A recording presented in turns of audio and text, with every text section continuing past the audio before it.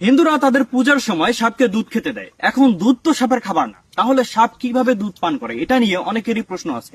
আজকে এই ব্যাপারটা আপনাদেরকে প্র্যাকটিক্যালি দেখাই দেবো। এখানে দেখেন ভালোভাবে, আমি এই বাটির মধ্যে সাপকে পানি দিছি এবং সাপ দেখেন এখানে পানি পান করতেছে। এর কারণ কি দেখেন, সাপ কিন্তু এখানে পানি পান করতেছে। এর কারণ হচ্ছে সাপটা তৃষ্ণার্ত। সাপ যখন তৃষ্ণার্ত থাকবে তখন তাকে যদি এই বাটিতে দুধও দেওয়া হয় তাহলে সাপ দুধও পান করে ফেলতে পারে।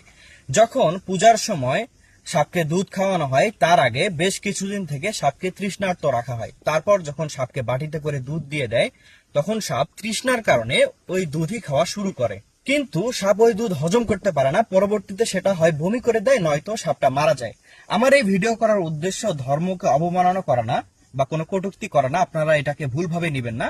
আমি মূলত আপনাদেরকে বোঝানোর চেষ্টা করতেছি দুধ সাপের খাবার নয়, সাপের খাবার মূলত ইঁদুর পোকামাকড়।